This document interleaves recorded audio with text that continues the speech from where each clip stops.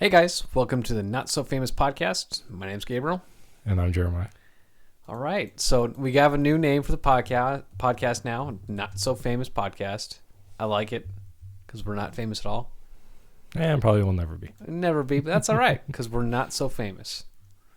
I think it fits better. I like it. I like it a lot better. Sounds good. So Jay, what's going on in the wild world of sports? Oh, what in the wild world of sports is going on here?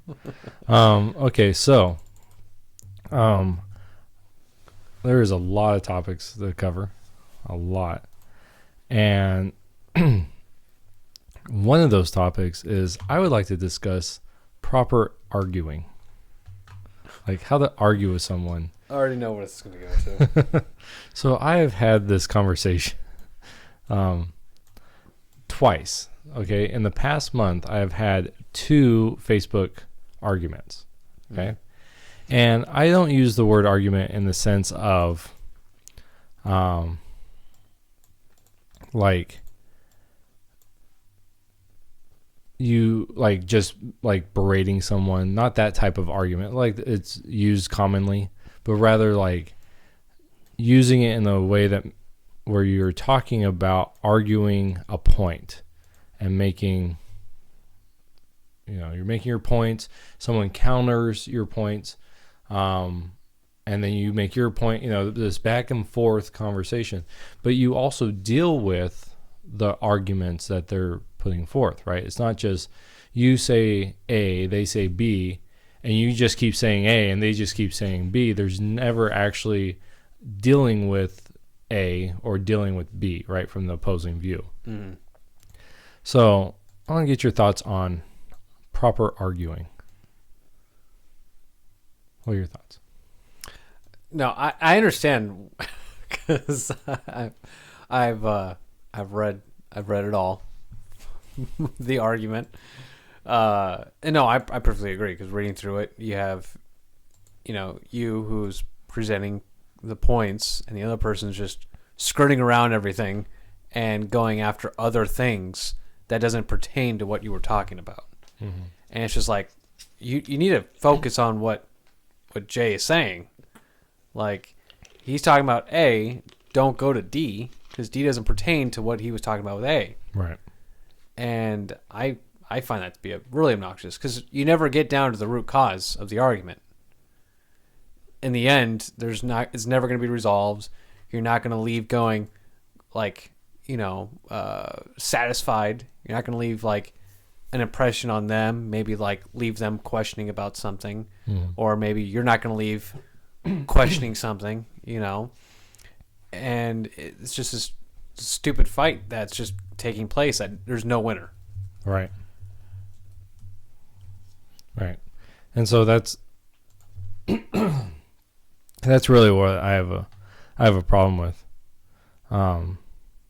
Because in both the arguments I had, I would make a point, and instead of dealing with that point, they would move on to a different point. And to me, what that says is I can't respond to that because I'm an idiot and I don't have enough. I either don't have enough information, or I'm too lazy to go actually do any more research. Or 3, that would mean because I can't, maybe I have done research and I know that the point is actually true and I just want to reject it. Mm-hmm. And so, so to me, simple, if you're going to argue with someone, deal with the actual points that are being made. Don't go off and try to, because that doesn't help. You're not smart when you do that. You're not. To me, you're showing your ignorance rather than actually showing that you can hold your own in a conversation. Mm-hmm. So, tell me how you really feel, Jay. Yeah, I know it really bugged you. It really bugged me because things were being said and or things were being written, because you can't say anything over Facebook. But it kept getting away from the core issue that was being talked about, right? In both cases. In the one, there was a very simple premise, right? And my argument was to one effect, because I don't want to get into the actual argument, because that's actually a topic, right? And so that was, but it kept going to this whole other realm, right? Instead of dealing with what was being talked about, it became more of a, well, I feel this, right? Instead of actually making a case. And actually, in my last post, I said that. I said, this has become more of a, I believe, and you can't judge, rather than actually dealing with the implications of someone's thought, right? And someone's argument. Well, there's no evidence with them. It's just, I just believe that way. Okay, why? I just believe it. Right. So, can you give a reason why? No, I just believe it. That's just the way it is. All right, well, you're not supporting your case. Right. And seeing that, it's just like you present your side A, and you're expecting a remark back about, statement A, but then they make, statement B, and then you're like, no, come back to A, and then they make statement C, and you're like, no, we're focusing on statement A. We go back, and it's statement D, and you're like, oh my gosh. And now it's like a whole train of just different topics and discussions, and you're like, we need to just go back to the very first comment, right? And the very first thing. I don't know, just reading it was just like annoying me. Well, and the second one, or actually it was the first conversation I was having, it was a part of it was going, you needed to go more and more into the subject, to fully vet the subject, because it was such a the subject that in the recent one was a very simple one. Is something yes or no, right? There isn't a lot of underneath. It was just a yes or no question. A true or false is what it was. And so you can make your case. But what everyone was trying to do is move the conversation to something else, right? They wouldn't deal with what it was, because the reality is the statement was false that was being presented. And that's what I was arguing, that the statement was false. And but the conversation kept moving. In the first argument, you did have to go more in depth into things, because it was an actually deeper, a wider question, right? And so you did have to get deeper into it. But the problem with that argument is at the very end, and I didn't even answer this post because it was so ridiculous to me. The very end, I go through this whole thing, right? And I'm talking pages of writing, okay? Because this was theological. So I was writing pages of answers. And I probably have like 8 or 9 pages, of answers, right? And in-depth answers. We're not talking about like, little sentences, right? I'm talking about like getting into Greek and Hebrew and history and all these different things to prove a point, right? At the very end, this person goes, so what do you believe? And I'm like, have you not read the things I've said? Like, my stance is very clear what I'm saying. And you go, what then you believe? What he wanted was me to put myself into a particular thought, like a particular category. So he could say, well, that's why you're wrong, because you are in that camp of thinking. Because he only looked at the topic as a dichotomy, as there's these people that believe this and these people that believe this, and there's no other standing there. There's no other group. And so he wanted me to choose the group that he was against, so he could say, you're wrong. And I'm just like, I'm not even going to answer you, because my argument proves that I'm not in either camp. Mm-hmm. I'm actually in a different camp, because there's actually a lot of different views on this subject, but he doesn't know that, because he doesn't know the subject.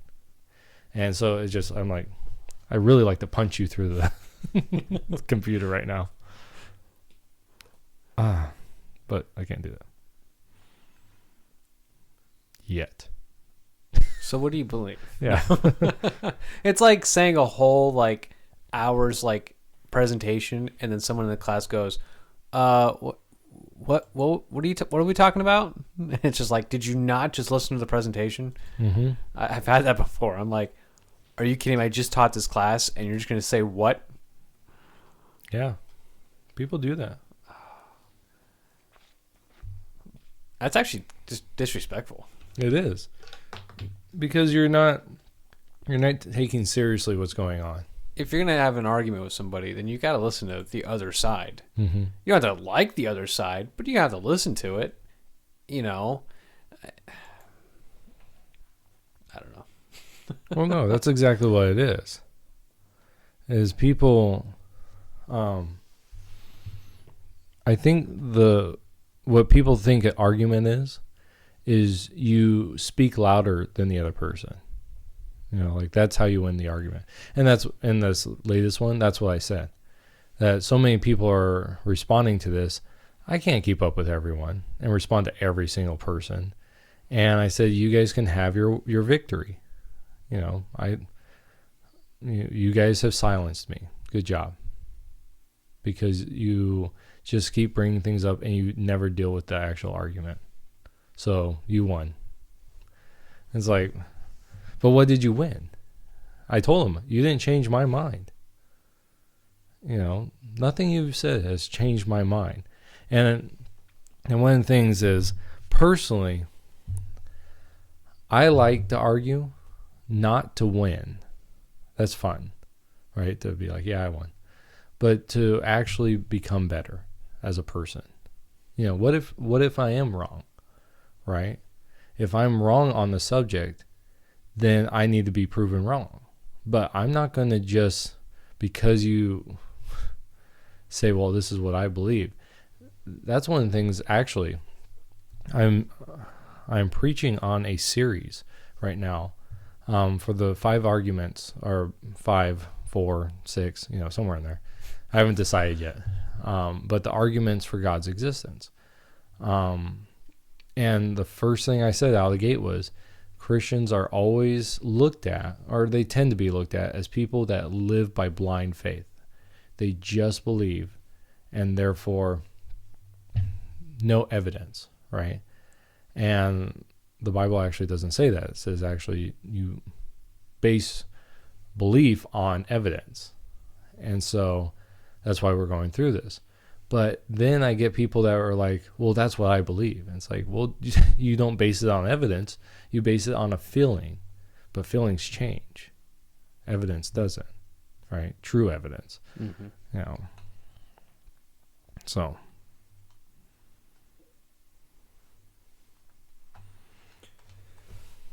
Anything more you want to add or talk about? No, I just... You done venting? Yeah, I just had to vent that. Oh my gosh. That's been driving me nuts. So let me, I saw an interesting headline, and so I just want to kind of, you walk into a bank, okay, and let's say you've got a really bad cold. A Jew and a... A Jew, a Catholic, and a Christian walk into a bar. You walk into a bank, right? Right. You have a really bad cold. So what do some people do? What do you mean, like cover your mouth when you cough? That's one thing, but sometimes they'll put on a little mask. Mask, yeah, right. So one lady did that. She put a mask on, walked into the bank, and the bank called the police on her. They thought she was robbing it? Well, the mask she put on was like black, was not a medical mask, that some people wear.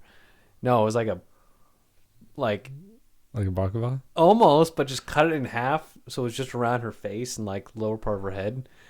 And it had like teeth on the front. Oh my gosh. And she's like, I don't understand why they called the police on me. And it's like, are you serious? Like, that's like me walking in there with, a terrorist mask going, I'd like to withdraw $1,000, please.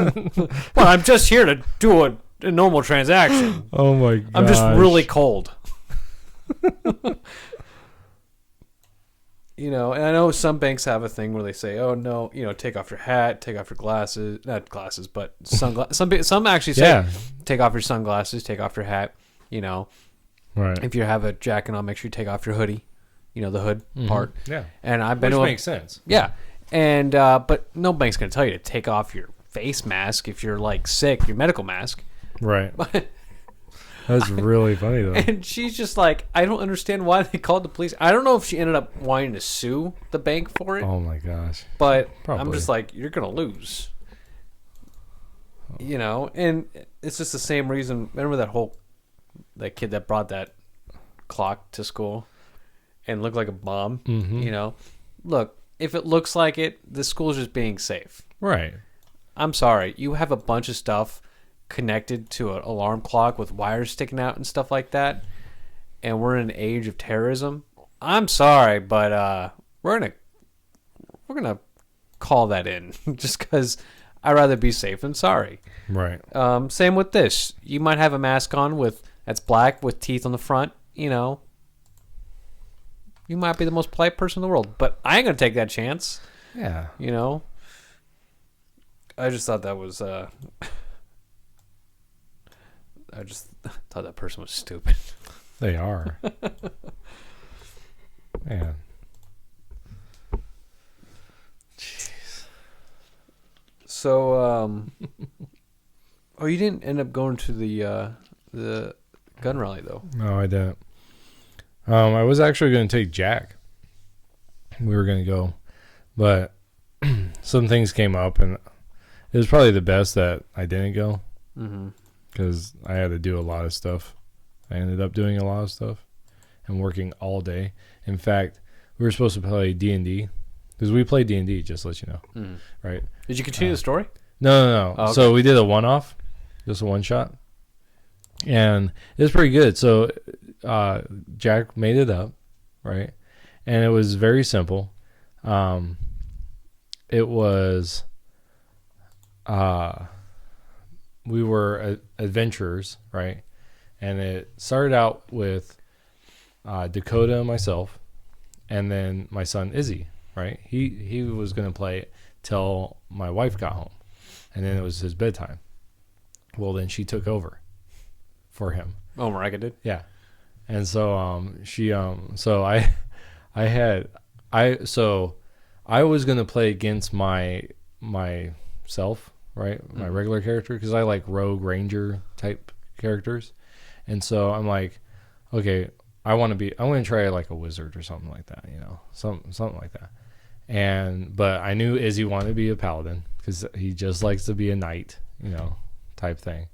And then I asked Dakota, what do you want to be? And he's like, he wanted to be a wizard sorcerer because that's what he plays, right? So I'm like, well, I got to round out the team now, right?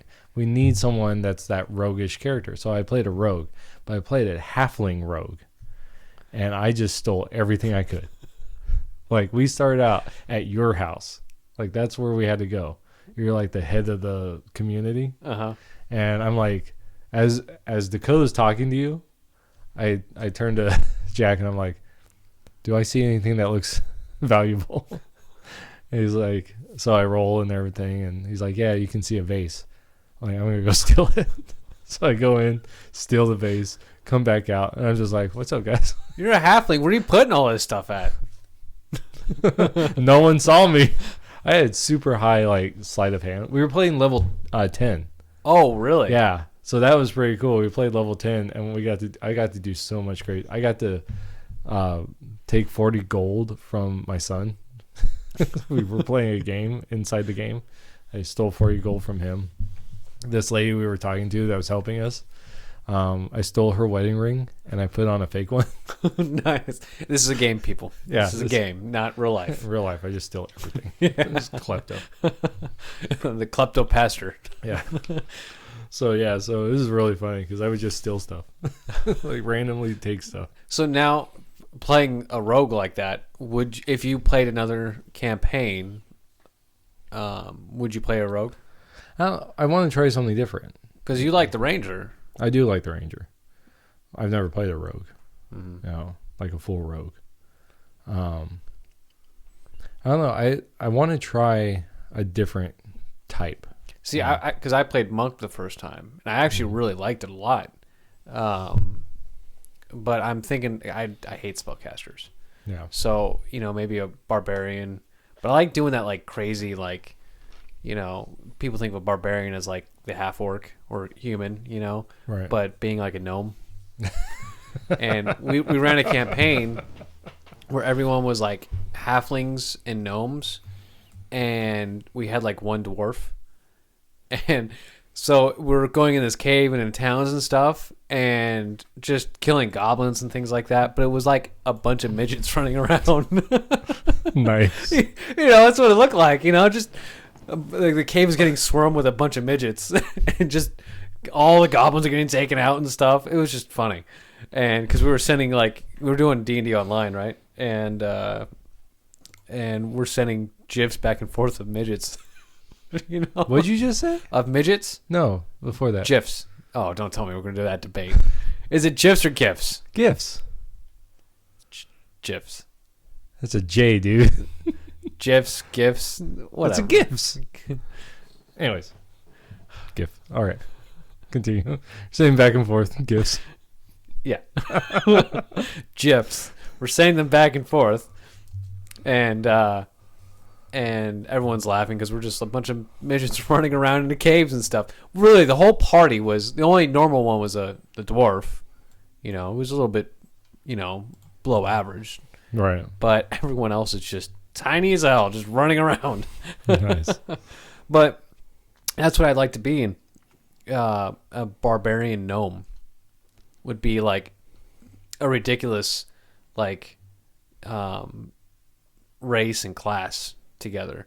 And that's probably what I would go for. But I don't know what other class I like to be. I'm not a big fan of the druids. I'm not a big fan of rangers. Unless you have like a composite longbow. Right. So there's no other ones that really interest me. Maybe a bard. That would be interesting. Yeah, maybe a bard. I don't know. So you'd play rogue again? Yeah, I might play a rogue. That might be fun.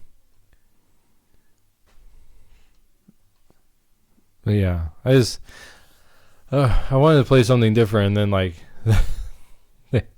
everyone's like, "Oh no, we're gonna do this." So I'm like, "Oh, you piece of junks! I gotta do something different then." So I found it fun. It was pretty fun. Yeah. Yeah, and Jack did a good job. Did he? Yeah. Good for him. A lot of those lower characters like the wizard and the sorcerer, the rogue, they're really crappy at low levels, and it's Right. a lot more fun when you start, leveling them up more. Right. You have a next topic? No.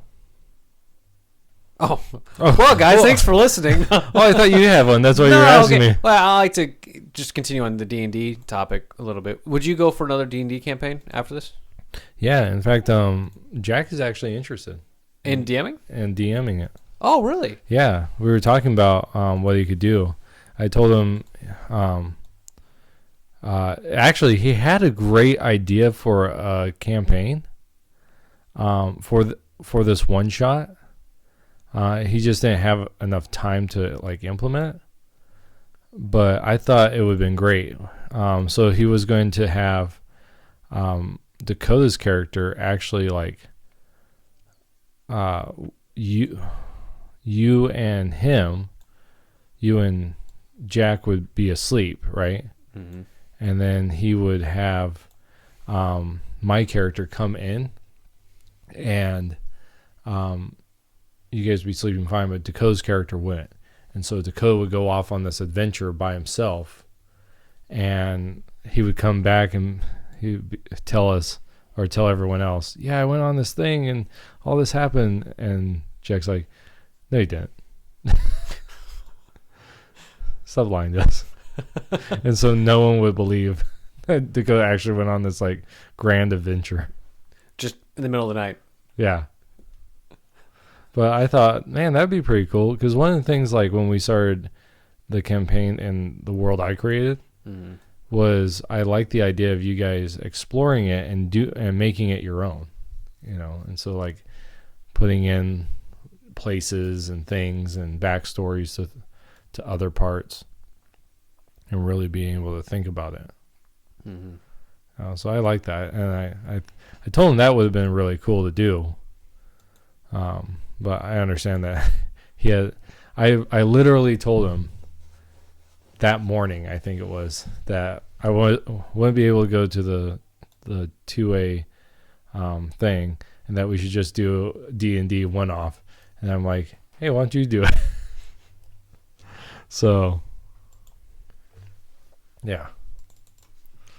Well, that's great. I mean, is Jack interested in doing DMing then? Yeah. So I told him if he wanted to, because he really likes the Salt Marshes one. I don't know if you know that one. It's it recently came out not too long ago, and so I thought, well, that would be cool if he was able to do that, you know. Mm-hmm. So he'd be interested in it. Oh, good. I've been thinking of one, but it would change the entire setting of, and I don't know how you would work on it in D&D. But it would be modern, a little bit futuristic. So maybe like 20, 30 years from now. Okay. And kind of like, I wouldn't say special ops, but a kind of like FBI of the whole party is. But it's like a cyborg kind of augmented is what you guys are. And going against like terrorist groups that are coming out in the United States. Right. That's really affecting the U.S. And then it becomes this whole Area 51 Illuminati stuff. I got it from a video game. It's really awesome. But I was like, gosh, that'd be great to like turn that into like a D&D game where, you know, your AC is based also on the cover that you're behind. Right. And you're using guns and melee weapons, of course, knives, you know, whatever you can grab, you know. But, right. You know, having actual weapons. Right. To carry around. And the specific classes would change from like, you know, your wizard or your sorcerer would be more of like your tech guys. You know, your fighter's more of just like your basic soldier or agent, well-rounded, you know. Right. And some of the skills would change to more nowadays stuff. So there's not going to be like magical device, but more of maybe like computers and such. There's a YouTube channel. You know the YouTube channel, Puffin Forest. Yeah. So he tells a story of a campaign that they did that was kind of like that futuristic stuff. Mm-hmm. Might find out what that was called and then just adapt it. Yeah, I've played like zombie ones with like it's not D&D. There was one called All Flesh Must Be Eaten. It was a really fun zombie game because we were on like a cruise ship and the whole cruise ship became infested with zombies, right? And so we're trying to you can only escape so far on a cruise ship. So we're trying to get to the main the bridge the main deck, the captain's quarters kind of area, and we end up taking out the captain. He's a zombie, and we're like, all right, we got to roll his, we got to get rid of the body, So we roll him off the side of the boat, not realizing there's stairs like on the sides of the boat, and we kept rolling him down the steps. Nice. Not realizing. It was funny, but no, it was good campaigns doing that stuff. It's very different than just your medieval, wizards and sorcerers and stuff like that. So it was a different change of pace. Right. Because sometimes that too much of that can be like repetitive. Different change, different setting. Is sometimes nice. So, so did you find anything interesting? So what are your thoughts? So, a lot of stuff has happened this past week. Like in news. Have you heard of Sonic the Hedgehog movie? No, I've heard of it. Okay. I'll clarify that right now. I've heard of it. I heard they changed the Sonic look, so he looks 100 times better than what he was. Good job, on the movie crew for listening to your fan base. And yeah, so that's what I wanted to talk to you about was the... Don't tell me they changed them back. No. Okay. But no, just the idea of a studio listening to a fan base rather than going against it, right? Like saying, no, this is the way we want it. Because I was listening to one guy, and he was talking about how he doesn't necessarily like the fact that we have that much power, that the fan base would have that much power, and at the same time he's like, I'm glad it happened, right? See, so. And have you now Sonic's video game? Have you ever seen any video game movie besides Sonic? Yeah. Which other ones? Well, you got Detective Pikachu, Mario Brothers. Mortal Kombat. Okay, so you're Street Fighter? Have you seen Street Fighter? Street Fighter. Okay. Those were all poop. Except for I hadn't seen Detective Pikachu. Okay. Detective Pikachu was pretty good. Mortal Kombat was... Okay. Based on the games? Okay. Okay, the first one was... Mortal Kombat was pretty close. The first one was decent. Yeah, don't go to Annihilation. That's Annihilation's bad. But Street Fighter's just fun. Okay, it was... It's not a good... No, it's fun. Video game movie, but it's just a fun movie. And so how was Mario Brothers, Jay? Yeah, that was crap. That was such crap. Like, that was the worst adaptation. And here's another one. The Resident Evil series. Have you ever seen or heard of the Resident Evil series? I have, but I've... So the games are beautiful story, really in-depth. It's really gritty. It's really good. And the games really tell a lot. It's a lot of good character development. But when you go transfer to the movies, it's not even Resident Evil. I mean, you have like Umbrella Corp, which is the main bad guy in Resident Evil. They have like some people that are similar, but it's crap. It is just crap. And they start making their own story within that doesn't make any sense to what the games were done. Right. And if I was hoping that movie director was like, well, let's go ahead and listen to our fan base. What do they have to say? Because man, oh man, they screwed up that series so bad. Yeah. So bad. They weren't even good movies. They weren't even fun to watch. As somebody who likes Resident Evil, and just go, well, as its own, it would be good. No, it was just awful. Just awful. And I don't know, man. Like, I feel like they need to listen to more of their fan base. Because their fan base knows what they want. Right. And we want it how we either played it, how we've read it and stuff. And we don't want what they think is best because we know what we want. Right. Just same as Star Wars. We know what we wanted, right? How didn't you want the Grey Jedi? Yes, I did. Okay. Wouldn't it have been nice for Disney to go, I wonder what our fan base would like? Right. But no, they're just like, no, we know what's best for the viewers. Well, no, you guys don't, because you guys jacked it up. How do you feel? Do you think they should listen to the fan base? Do you think they shouldn't? Do you think they should, like, a little bit? No, I think I am of the opinion that they should listen to the fan base. Like, if they present something and okay, so a perfect example of this is the new, have you seen the Batman teaser that just came out? Oh, with Twilight dude in it? Yeah. No, I haven't. Okay, so this Batman teaser, it's just the upper half from like the bat symbol up to like not even, I don't even think the ears are in it, but it's just that portion, and they show him, right? And so from it, I don't like it. I don't like, it's not the body part.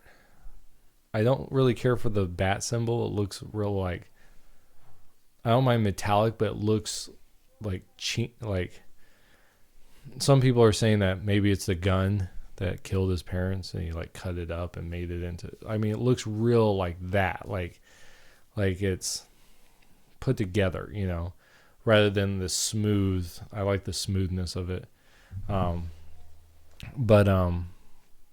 So I look at it and I go, I don't like it, right? But I don't want them to change it because I don't know how it's going to work in the movie.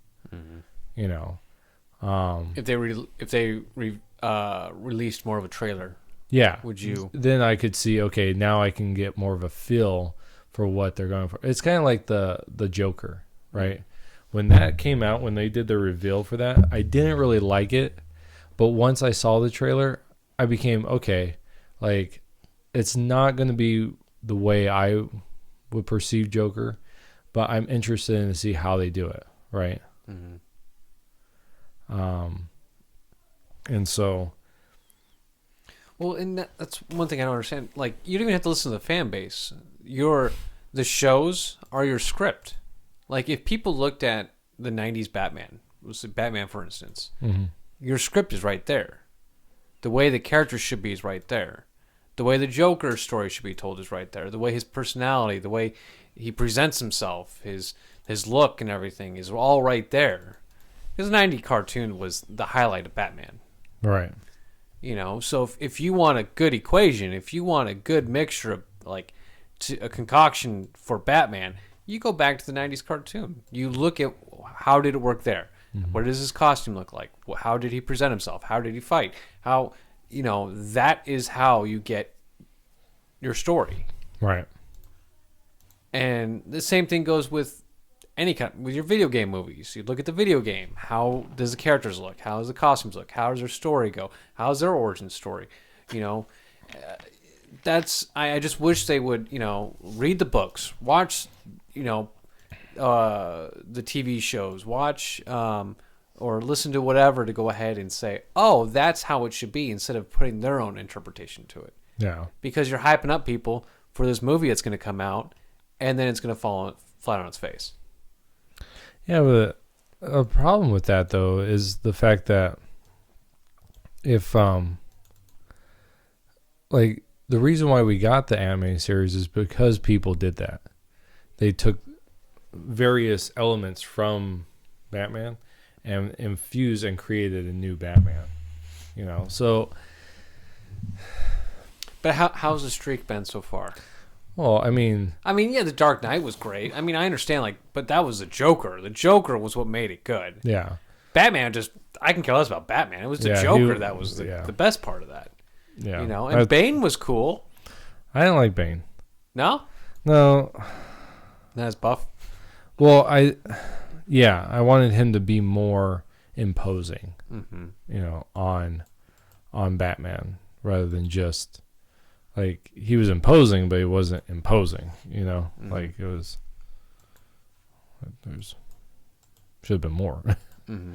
But I liked him a lot better than the Joel Schumacher Batman. Bane. Mm-hmm.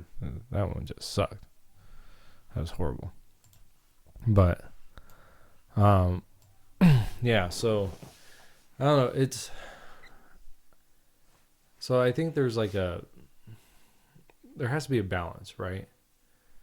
I think that they need to listen. I think directors need to marry the two. They need to be able to say, okay, what's my vision?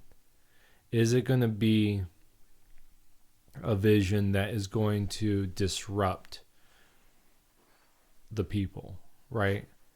So going back to Star Wars, that episode 8, his whole thing was to disrupt the fan base. Like, that was his intent. And to me, that's where it goes wrong, you know? Mm-hmm. Like, that's junk. You shouldn't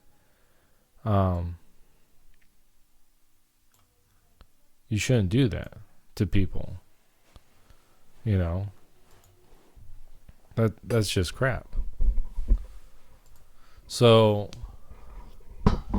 yeah, but if like, to me, let's take Zack Snyder.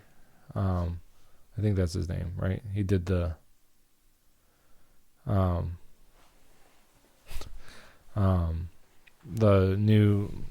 he did Man of Steel, Batman vs Superman. Like, in Man of Steel, I just rewatched that because me and Marika are actually going through the DC Universe movies. So we watched Wonder Woman, and then we watched Man of Steel, and then one day we're gonna watch Batman vs Superman. And Man of Steel, I liked. At the end of it, where this is a spoiler, where Superman kills Zod. I didn't like that because it goes against who Superman is, right? It doesn't kill. But at the same time, I don't mind things like that if there's repercussions, you know? So if there's repercussions of this, and I liked how Batman didn't trust Superman in Batman vs Superman, right? I like that because really, okay, this guy can kill people and not even, I mean, he destroyed a city, right? Fighting. So, I mean, Batman's the type of guy, I wouldn't trust him, right? And so I like that. Now, what I didn't like getting into Batman vs Superman, I liked everything except Luthor. Like, that interpretation of Luthor, to me, was the problem of the movie. Like, there was other problems of the movie, like the Martha scene, you know, there was other problems. But I think if you took the comics accurate Luthor, right, and put him in there, a lot of your problems would have gone away because every scene he was in, he kind of just made it weird, you know. And that was Snyder trying to do something different when everything else was, to me, good.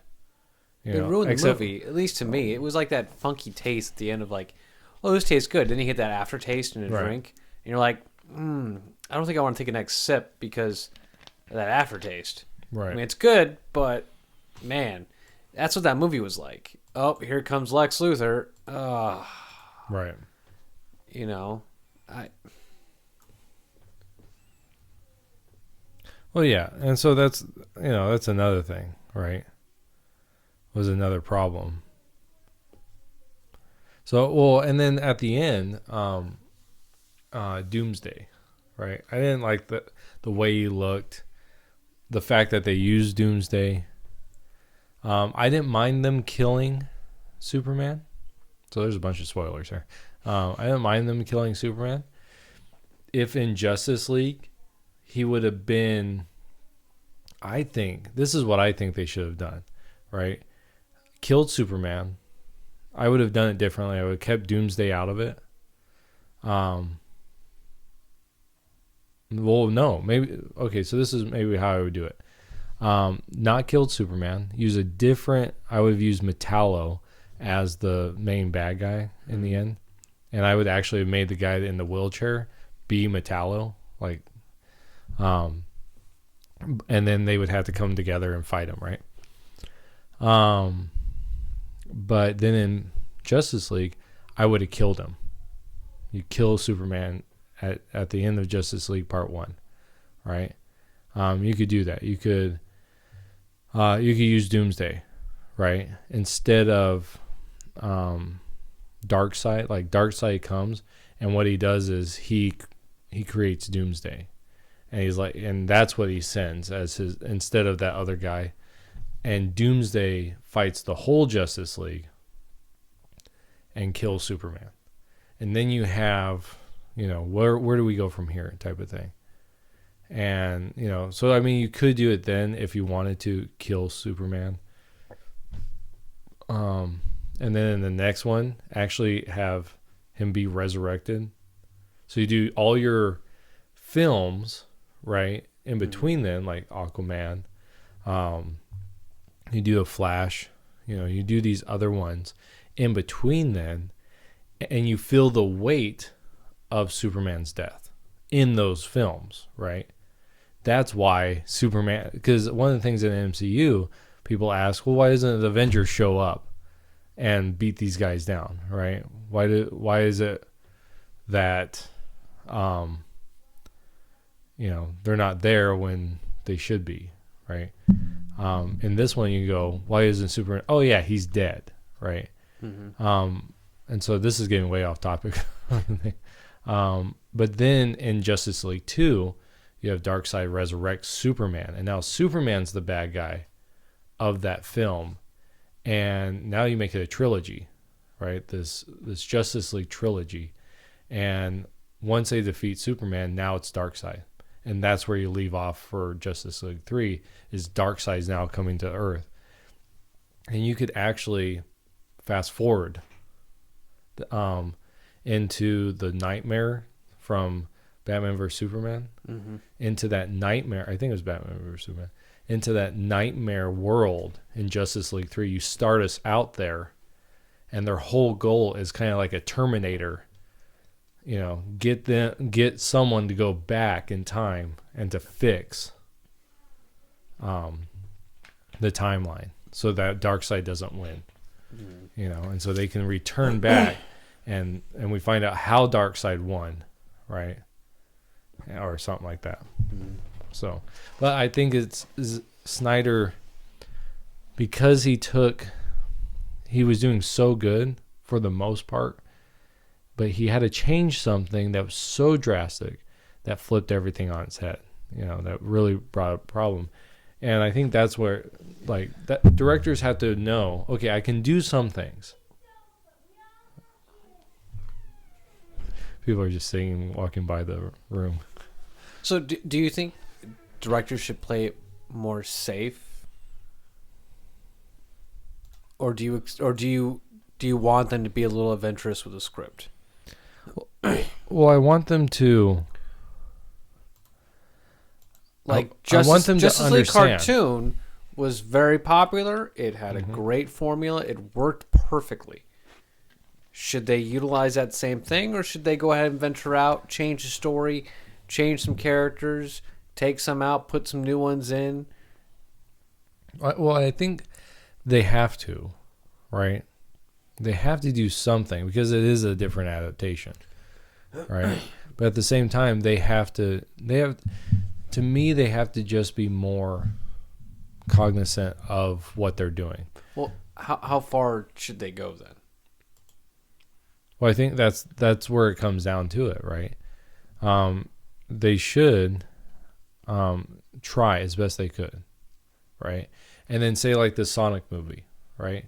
They put it out there, and if it's just it's one thing to have, like, perfect example, Michael Keaton, right? Before the days of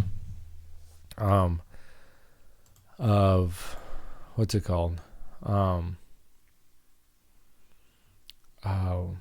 The internet. This thing. Before that, when people found out Michael Keaton was going to be Batman, they were just flooded. WB was flooded with letters saying no, don't do, But Michael Keaton was a great movie, right? The 89, I think that everyone likes 89, the 89 Batman. Mm-hmm. And so he was really good. I really liked him. But at the same time then, so they went forward with that because they knew something we didn't, right? But like the Sonic movie, it's not the movie, right? It's the presentation of the main character. So if you got Batman and you put him in a purple suit and you're like, this is our Batman, that's a problem. If you take Lex Luthor and you're like, we're going to DH him and give him red hair and make him more kooky. Yeah, scrawny, kooky, in this kind of, manic type of, now it's the image. You're messing with the image rather than keeping the person as who they were, as they always were. Mm-hmm. So.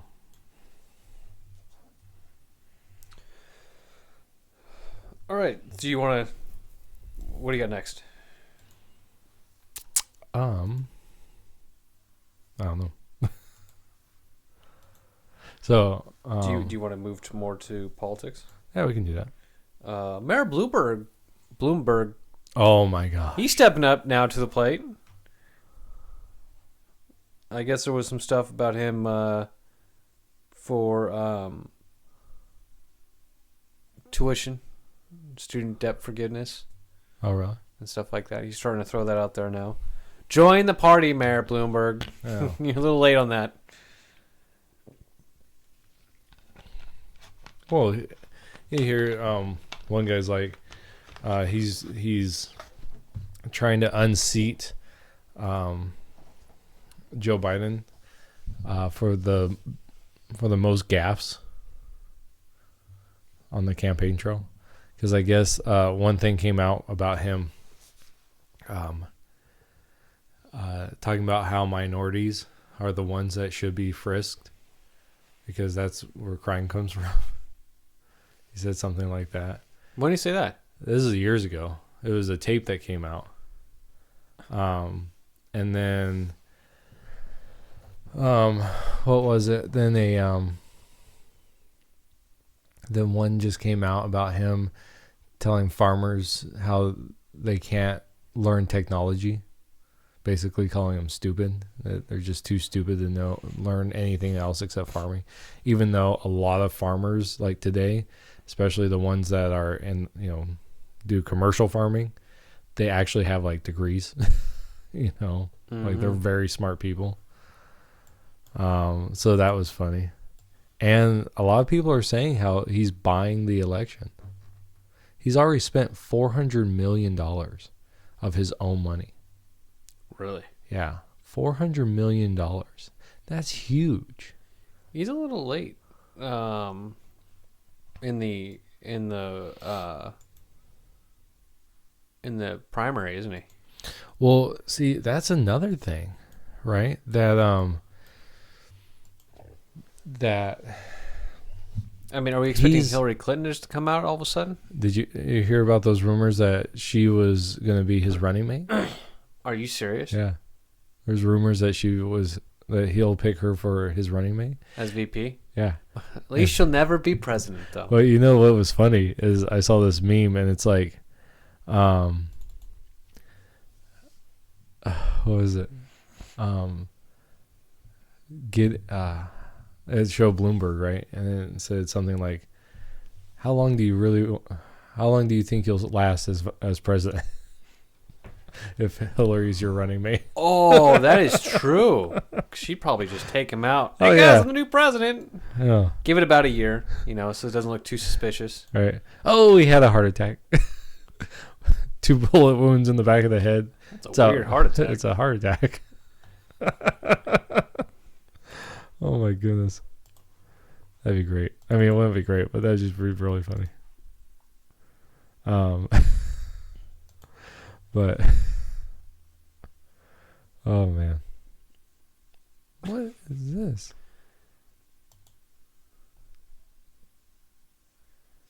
What's up? So I am trying to upload. So on our new podcast name, trying to upload an image to it, and it keeps telling me it's too small. So I'll make it bigger. It says too big. I'm like, are you serious? So that's why I'm messing around over here. But yeah, so but you know what's interesting about that whole situation, right? So I guess there's this thing where you are supposed to show donors, like you're supposed to reach a certain donor cap, but since he's funding his own campaign through his own money, he doesn't have a donor. He doesn't meet the requirement because it's self-funded, right? But they changed the rules, so they're supposed to have a debate. I think it's tonight. So that would be, I think it's Tuesday the 18th. It might sometime this week. But because he doesn't have the donor, he doesn't meet that threshold, he's not supposed to be on the debate stage. Like, you're supposed to get so many donors and so many percentage points, right? Well, he barely has enough percent to get him in there, but he doesn't have the donors. And so they changed the rules so that he could get in there. That's BS. Yeah, it is. Who makes those rules? The DNC, the Democratic National Convention. And see, this is why I don't understand. Like, even if you're like, I don't like President Trump, I don't like the Republican Party, even all that, you are okay with someone, you're okay with someone changing the rules at the last minute so that someone can, get in there late to the party. It's like, who has a lot of money. Like, well, don't blame it on the DNC. It's the Russians. Yeah. Probably. That just amazes me. It's crazy. Did you hear about the Russians that called up Bernie Sanders? I believe it was Bernie Sanders. Imposes Greta Thunberg. Oh, no, I didn't hear that. And wanted to endorse or his campaign and stuff. Really? I just think it's funny that they're going after the Democrats. The Russians are. Because they are so gullible and so ignorant. Yeah. Oh. That's... My goodness. What are you working on right now?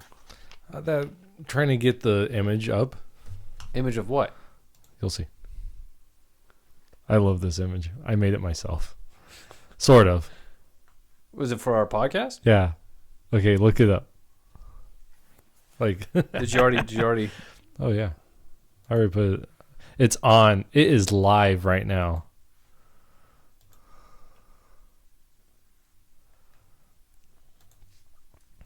I just thought this was really funny.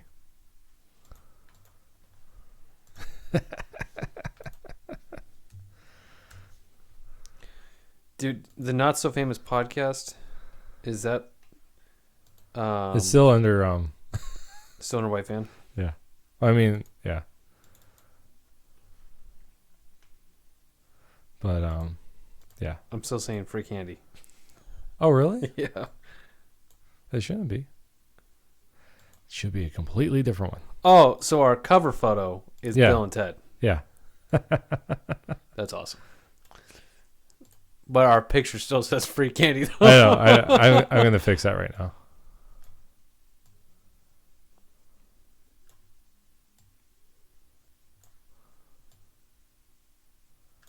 Yeah, I'm just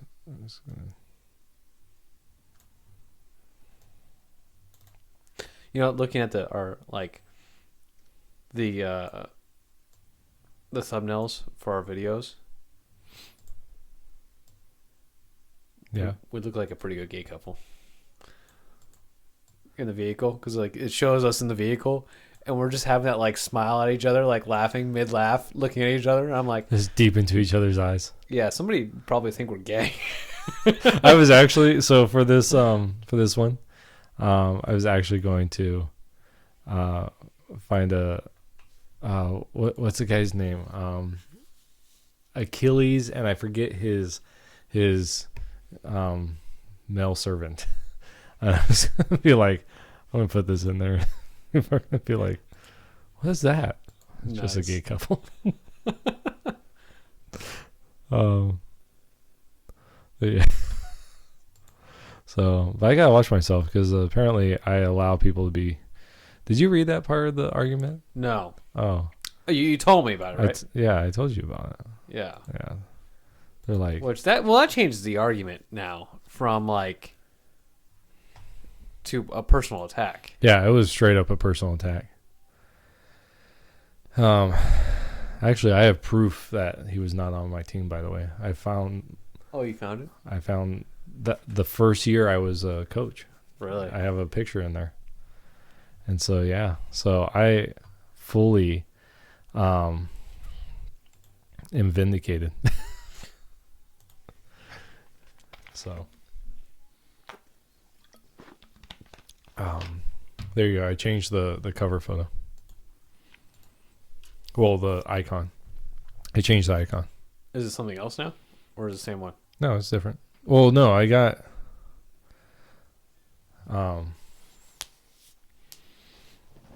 what I'll do... Okay, this is what I'll do. Okay, you know how it's Bill and Ted? Mm-hmm. So I'll find pictures of us, and I'll cut out our faces, and I'll put it on Bill and Ted. Nice. Who do you want to be, Bill or Ted? I don't know. Who do you want to be? I don't care. Just put them on there.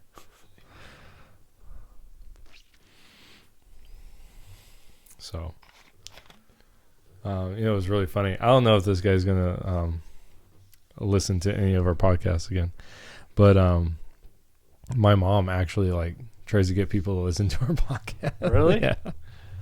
So she I don't know how she got connected with this youth pastor, but we talked, and she was like, hey, you gotta listen to his podcast. And so he asked me about it. I'm like, it's nothing, it's just me and my buddy just being dumb. just BSing on the mics. Yeah, that's all we're doing. But there you go. So we have 20 subscribers. Really? Yeah. Heck yeah. 80 more, guys. Come on, let's get to 100. Yeah. Let's get to that goal. But yeah, so I think the most views we've ever had is 13. It keeps going up, man. No, it doesn't. Our last podcast got 1. Things happen, man. You have those good days and bad days. That's all right. Oh my gosh. It's so funny. Oh. We had no copyright strikes. That's good.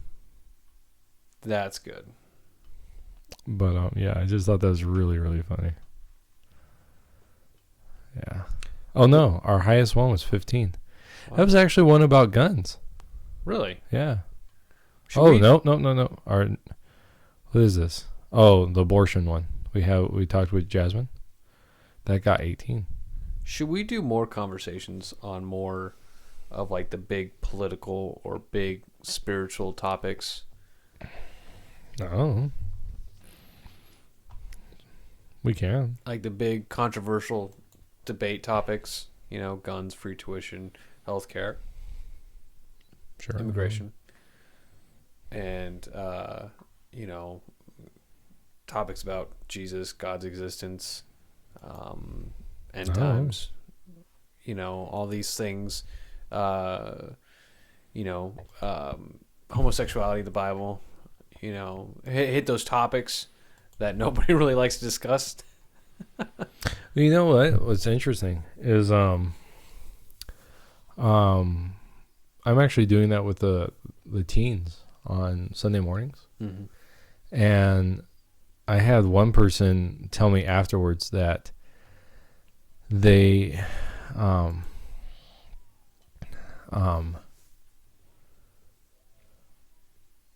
that it's too deep for them. For the homosexual one? No. So homosexuality, or is we didn't cover that. We covered abortion, and we went. So the way I'm structuring these topics is 1 week is just exploring the topic, right? Mm-hmm. Just exploring it. So my job in the discussion is to be the moderator, right? Is just to ask questions and try to get to different ideas on the topic. And then the second week, I give kind of the biblical idea behind it. And so, yeah. So, but yeah, one person's like, yeah, it was too much for someone. They was like, why would we be talking about this in church? Yeah, I'm like, because we do. Those are the things that I don't understand. It's like that one person that came in the church that day and was talking about how you need to be talking about Jesus' love. Right. And it's like, well, of course, but there's other things to discuss. There's big events that are going on that's affecting Christianity today. Mm-hmm. That's affecting a lot of things, and there's other topics to discuss. Am I right or am I wrong? Well, yeah. I mean, I think one of the problems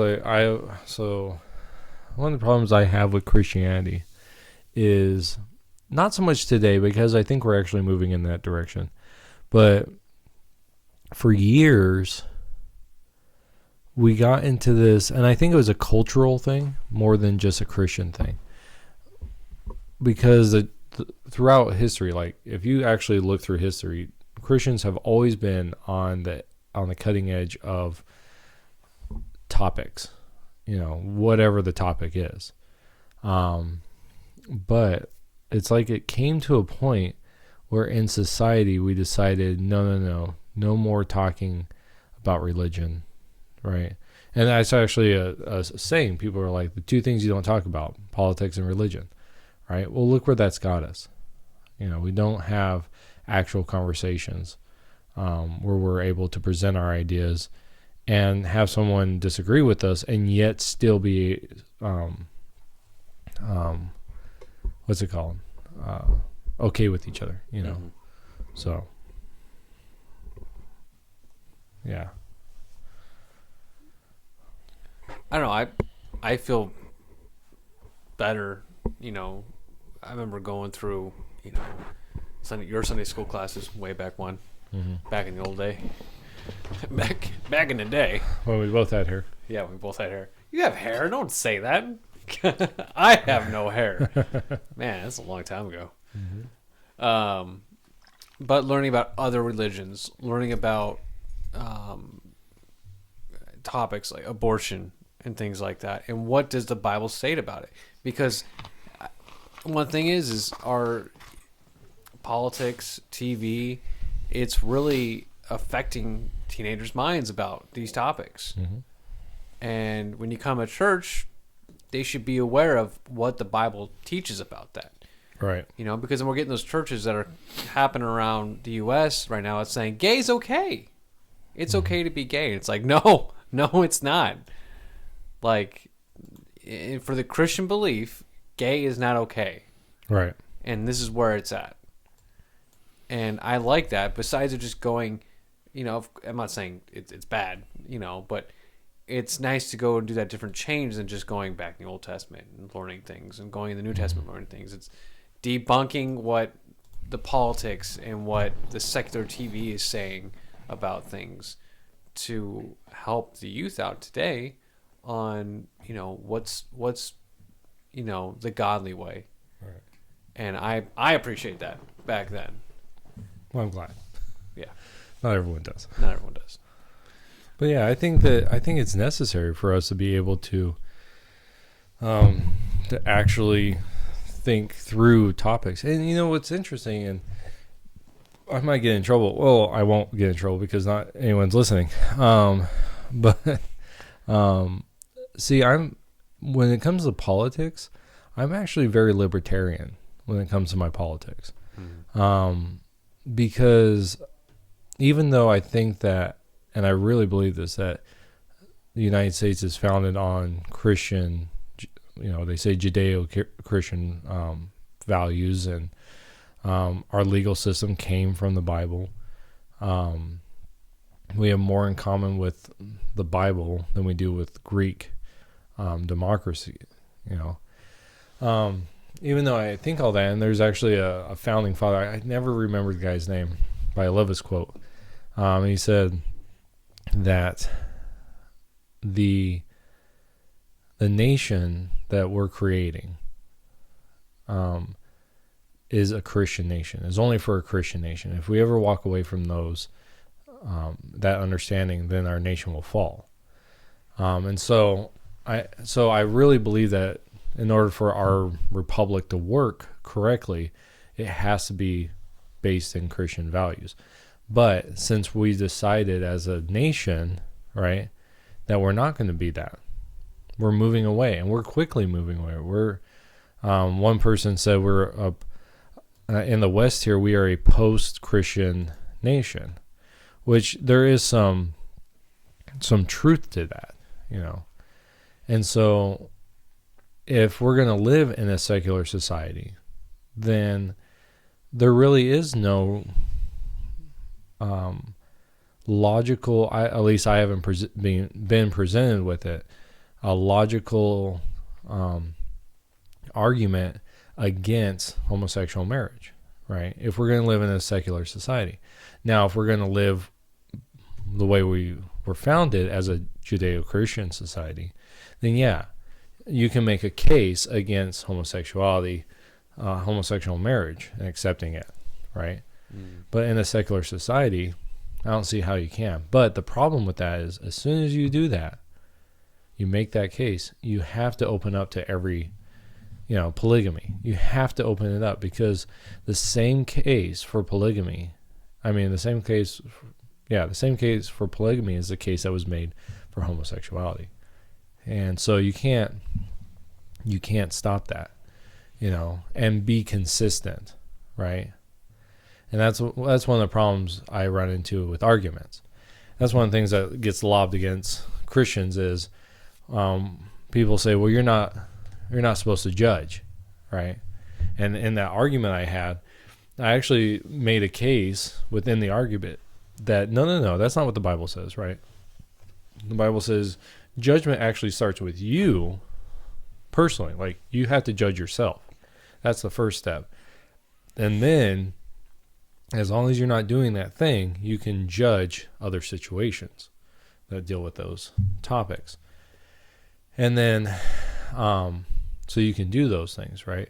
So I made that case that that's not, the Bible doesn't say no judgment, but rather judgment starts here. And it also says, be prepared. The same standard of judgment you use for yourself is going to, or use for others is going to be, God's going to use that on you. So that's why you start with yourself, right? And so, but people are saying, we're not supposed to judge, how dare you to judge? And then, but by doing that, you're actually judging. You're being a hypocrite, and people don't realize that, So if you start down this path of saying, rejecting certain things, well, you open the door to other things. And to me, if we open that door, okay, if we're going to do this, then we really have to take serious the implications. And polygamy is one of them. And in fact, One of the things that was missed in the argument was I brought up pedophilia. And I didn't bring it up comparing homosexuality and pedophilia. What I did was I was saying the argument made, that the argument the people were making in that thread Mm-hmm. was the same argument that the pedophile group is making. It's the same exact argument. So I'm saying your argument's not good, right? Because everyone, this is what I love. Everyone agrees that's bad, but we're going to use the same argument to prove our point. Mm-hmm. And they're using that exact same argument. So what's the, do they say love is love? yeah. So I had a person say that too. They're like, I don't know why you're against gays. Love is love. And I said, okay, well, what about pedophilias? They're like, what? I go, love is love. Mm-hmm. And they're like, no, that's awful. And I'm like, but love is love. Right. I'm like, you can't have that argument. You got to have a better argument than that, because if the pedophiles are going to be using that Mm-hmm. as an argument, you got to change your argument now. Right. Because you can't have them use that argument. Right. Because now they're going to be on the same level as you. Mm-hmm. And she's just like, well, I don't want to talk about this anymore. And Yeah. I'm just like, I guess love isn't love then. Right. And then, you know what? They're like, you can make, I think there are non-religious arguments for homosexuality. Like, because once you get rid of religion, the religion aspect of it, then it's open game at that point. And so I think that if you get rid of religion, then yeah, you can make an argument for homosexuality. But you open yourself up to the argument for pedophilia, for polygamy, for bestiality, for these things. Because, I've had talks with people and going down this road of, and talking about bestiality and be like, is it okay? Love is love, right? Because that tends to be the argument in the end. And so if that is, animals show affection, right? They lick your face and they sniff your crotch. My dog, I walk in one day and he starts sniffing my crotch. I'm like, what? Smack his nose. And I'm like, knock it off, dude. Like, I'm not on that level with you. You go sniff the other dog's butt. We're not like that. But they don't have the concept of that type of thing, right? And so for someone to say, well, that's wrong. Well, why? Right? Because you don't have a standard now by which to say something is wrong. And that's really where it goes into. We start getting into morality, the argument of what is moral. Because without religion, and I would say without Judeo-Christian religion, you don't have a moral compass, because even if we want to get into other religions, yeah, we all have a basic sense of morality, but passion, right? This idea of being passionate about something. There's in Buddhism, this idea that desire is actually bad. You want to get rid of desire, right? Well, that's not a Christian value. Passion is not, or the rejection of passion isn't a Christian value. The correct placement of passion is a Christian value, right? So if we want to get into like the different words for love, right? So eros, the sexual love. Eros love to be in marriage, right? That passion isn't bad as long as it's within the confines that God created for it. But once you get rid of that stuff, then it's whatever, right? And that eros passion, why does it have to stop with men and men, or women with women, right? Why can't it? Because, and this is what I say to to the teenagers when we have this discussion. What's the difference between a 17 and an 18-year-old? Well, it's not that much, right? And a 16 and 18-year-old, there's not that much. It's not until you get to about 14, 15, that there's actually, you start seeing a difference. But what about men and women? Men tend to mature slower than women. That's why we always, a perfect example of this is if you're older, right? Men are going to be looking for younger women. Like 30-year-olds look for younger women. And usually high school girls, they tend to look for that older guy, right? Their friend's older brother, right? Because they're more mature. They're maturing at a faster rate than men are. And it's not until we get to our late 20s that men and women's maturity rate starts to even out. So why would it be bad for, say, a 15-year-old and a 19-year-old? Because as far as their maturity level, they might be on the same maturity level. So where does it stop? And I think that's what happens when you get rid of the religious aspect to it. That becomes this love is love type of thing, and that becomes your argument. The argument, if you take it to its logical conclusions, falls apart.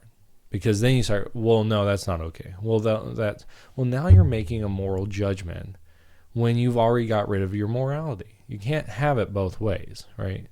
And so that's one of the big problems. Now I've spoken for like 20 minutes. Go ahead. Well, you open up that floodgate, and then you might just open it just a little bit, but slowly but surely everything's going to pour out. Mm-hmm. And right now it's homosexuality. Next it's probably going to be bestiality. Then we have the trans. Oh, we have the trans movement. Yeah. So it was first it was homosexuality, then trans, and then it's probably going to be polygamy. Mm-hmm. And then probably it's going to be bestiality, and then pedophilia. But we have all of it right now. You have people that are being married to their dogs, or married to animals. We even have the pedophilia is trying to fight to put the P in LGBTQ. Yeah. ZWX exclamation mark. Yeah, because question mark. The link. So if I can find this link again, I don't know if I'll be able to, but this link as far as pedophilia is concerned, and what's really interesting. So, yeah,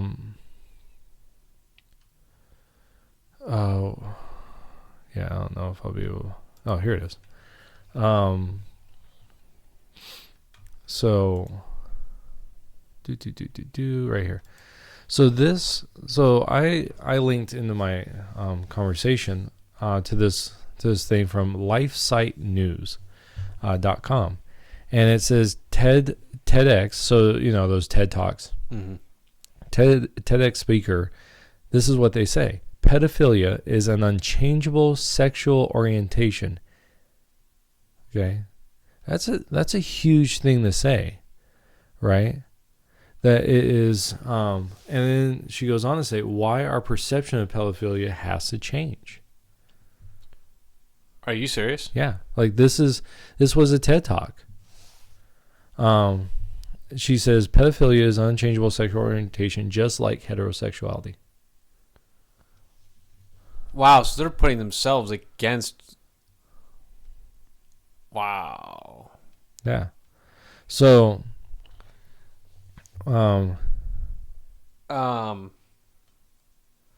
See, and so, but see, this is what. So okay, so now that so you started on this, and it says that she wants to differentiate between sexual attraction to children as being normal, but having sex with children as not. She wants to make that distinction. But why? I mean, okay, that might sound weird, but I'm not saying that why not. But what I'm saying is once you open that flood, right? Once you open that gate to, yeah, it's just a normal thing to be attracted to these children. Why would that be a problem? To going to sexualizing a child, well, if it's normal to feel that way, why isn't it normal to actually do it? Mm-hmm. Right?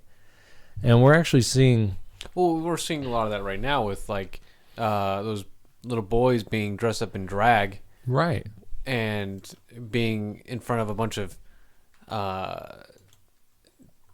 naked dudes. mm-hmm. And it's just like, are you serious? Like, this is what the U.S. is becoming. This is what the world's turning into right now. We are allowing pedophilia. Yeah. And it's becoming acceptable. There was a person actually on, I just remember listening to the,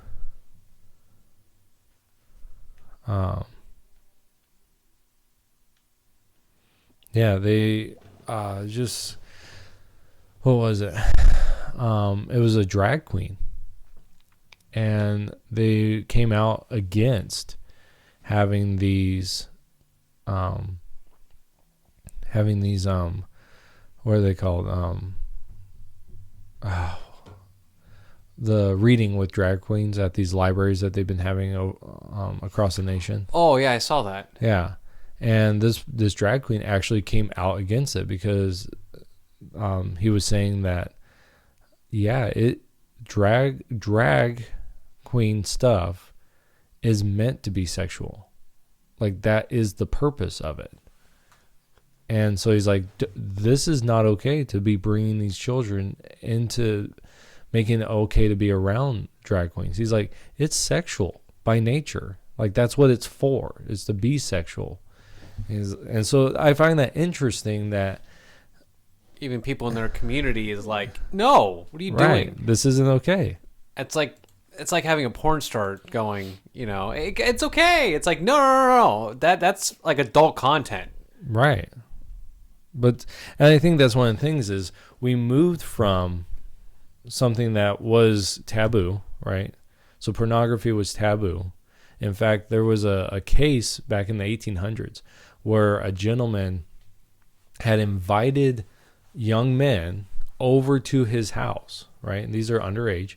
Invited them over to his house, and he showed them pictures, paintings of nudity. Okay? He was charged for like sexual abuse because of that. Because in our society at that time, pornography was taboo. You don't, but then it became okay. 1940s, 50s, 60s, 70s, we got Playboy and everything. And it became okay. And as soon as we allowed it to be okay, then everything started changing, right? Sexuality became, wherever at that point. So, So how long do you think it'll take before pedophilia becomes legalized? I don't know. Or I shouldn't say legalized, accepted. Well, you know what? So, because what I feel like is there's going to be a court case, and LGBTQ is going to be up in arms about it. Like, love is love. That man had every right to go ahead and do what he had to do or wanted to do. And it's like, what? Like, 10 years ago, that wouldn't have flown. Right. But it's like, that's okay? Well, what's interesting is if you go back to the LGBT, the original gay movement, there was pedophiles. Like, that's when NAMBLA started. When the North America Boy Man Love or something like that. NAMBLA. That was a thing? That is a thing. Oh, it is still? It is a thing, yeah. Oh my gosh. And I can't remember when it started, but in the 90s, when gay rights was really flourishing, right, coming into its own, that they had NAMBLA speakers at these gay rallies. And so for years, the two have been intimately connected. It wasn't until not recently, but in the early 2000s where they started splitting. But they've there's still that link there. And what I find really interesting, and I'm going to say something, and I don't mean everyone, right? But look at George Takei, right? He is Sulu from the original Star Trek. Oh my. Yeah, that guy. He was asked, who was your first sexual encounter? And it was an older boy that was his counselor. And he was at a camp. And there's this thing about older men coming after younger boys, within homosexuality. And so I have a theory on that whole thing. But there's another guy, Milo Yiannopoulos. Mm-hmm. He's a big advocate. He's a conservative. Yeah, he's a conservative, but he's very flamboyant, flamboyant gay. But he talks about how his first sexual encounter was an older man. And so there's a lot of that I find within the gay community, within the men gay community. It's different within the, it's actually not very different within the lesbian community. That there were a lot of lesbians that were sexually abused by older men, and I think there's a lot of sexual abuse there. In fact, if you go through your very prominent gay people, Ellen DeGeneres, George Takei, Rosie O'Donnell, Milo Yiannopoulos, so, you just start going through it. The ones that have talked about their early sexual experiences have all been from an older person and them being a child, prepubescent, right in the middle of puberty. And to me, it's like there's an aspect of this pedophilia that, and I'm not saying that you become gay and now you're a pedophile. That's not what I'm saying. Because you don't have to abuse as you were abused, right? But there's an aspect of being abused that goes into this, into homosexuality. And so I find it interesting because I would like to, talk more with, because when I have talked with homosexuals and we actually get down to brass tacks and there's not this animosity talking about these subjects, I've yet to find one, to talk with one that has not been sexually abused when they were younger, or have not been deeply hurt by a father figure. One of those two is what I've seen. They come from a divorced home. They were abused either sexually or mentally or physically by a father figure. And so they so that's just a theory, but I think there is an aspect to this. Interesting. Maybe we can discuss that at a later podcast. Yeah. That'd be something cool to actually kind of delve down deeper. Delve. Wow. Delve. Delve. Did I say 12? I said 12, didn't I? We delved it. We delve. This is dwell. Delve. This is so dwell. It's like, which I found two words, not to get too far off, but I found two words I can't say together because I say one fine, but then it makes me mess up the other word. I'm not gonna say it because it's weird. Oh yeah. But I have a real hard time with the word coincidence. You said it just fine. I know, but you can't say you have a hard time and then just say it. No, but like I'll be reading something, like especially when I'm reading something out loud, like I'm reading a quote, I go coincidence. But I can say it, but not when I'm reading it, and like a quote. I have a hard time saying happenstance. That's what I say. Imminent. Oh yeah. Yeah, yeah. I really butcher it up. I can't say it now because I'm thinking too much about it. But yeah. it's about to be intimate here. Yeah. It's like, wait, whoa. It's not that kind of, I mean, imminent. Yeah. The train is intimate. That's, what kind of train is that? Yeah, right. Hugh Hefner's on that train. Yeah, right. It's a weird train. Oh. But I like to delve deeper into those topics and discuss more. I think that'd be something that I like to probably do in future podcasts. Mm-hmm. Because I don't know, those are big topics, and we're fighting it today.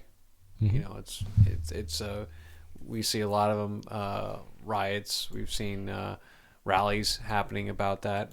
It's affecting our school system, Mm-hmm. our people who have kids. You know, so Well, you know, and I want to say this, like one of the in that discussion I was having, right, in that thread, one person said I was being negative, you know, just attacking people. And this whole thing to me is not about attacking people, or, you know, just because I disagree with you doesn't mean like I hate you. But rather, when we can't have these conversations, that's the problem. If I can't disagree with you, then that's a problem, right? So Voltaire, the philosopher Voltaire, he is quoted as, I don't think, from what I understand, he didn't actually say this, but it kind of fits his demeanor. He's quoted as, I disagree with you, but I'll fight for your right to say it, right? And I think that is what we need to be able to do with each other, is disagree with each other and fight for our right to disagree with each other, and still be able to have a conversation. mm-hmm. You know, so. Well, it's just like my old roommate in college. He was very gay. Actually, I had a lot of roommates that were gay, and they knew my political view. They knew I was a Christian and stuff like that, but we got along just fine. You know, I didn't. We sat down. My last roommate in college, there was 4 of us. So me and 3 other guys. 2 of them they were dating each other. Right. Yeah. Right. And but we sat at the table and I made dinner and stuff, and we sat there. I drank some coffee. You know, we just sat there for a while, and we actually discussed homosexuality and transgenderism. And it wasn't like I'm attacking you, and they weren't attacking my belief, but they were more of, I'm questioning, they're questioning, and we're in this really good debate. And it was a great talk. And we left just kind of like, this was a good talk. Mm-hmm. It was a good discussion. And I got to learn how, you know, their thought process and what's going through their minds with things. And they got to learn what an actual polite Christian, you know, like Right. a Christian who's just not like a, you know, those, you know, you're going to hell kind of thing, which You are. sorry, you guys are, but, you know, but one that's not But like, so is everyone else that doesn't accept Jesus. So there you go. right. But the Christian that's not rude to them. Right. You know, because I told them before, I'm like, I'm not going to support your politics. I'm not going to vote for your guys' right to gay marriage. I don't agree with it. But you know what? You're a good guy. I'm still going to love you as like just as Jesus did. Mm-hmm. You know, and I'm still going to treat you with respect. Right. You know, and here I just made you a grilled cheese just now, like. You know, It's a straight girl cheese, though. yeah, it's a straight one. It's not gay. And but yeah, like we saw totally opposite with things. Mm-hmm. But it's like, you know, I'm still gonna respect you as a human. Right. You know, and because of that, and even he felt the same way, we were able to actually sit down and have a really deep discussion about homosexuality. Right. And it was nice. It was great. It's good. Yeah. Yeah. I name dropped you too in my argument, just to let you know. I didn't tag you in it, but I just name dropped you. Really? Yeah. I can tell you off this what Yeah. what I did. So, well, anything else, man? No, that's all good. All right. Well, that'll be it for today for the podcast, guys. Thank you so much for listening. Not so famous podcast. The not so famous podcast. But hey, help us to become famous, and to do that, we're gonna need more subscribers. So if you guys like the podcast, hit the subscribe button. If you guys want to be notified of other videos we go ahead and post, hit the bell. You guys will be notified when we go ahead and upload a new video. Ding. Yep. Ding. And yeah, that'll be it, guys. So I guess we'll see you guys in the next podcast. Take care. Yeah, bye-bye.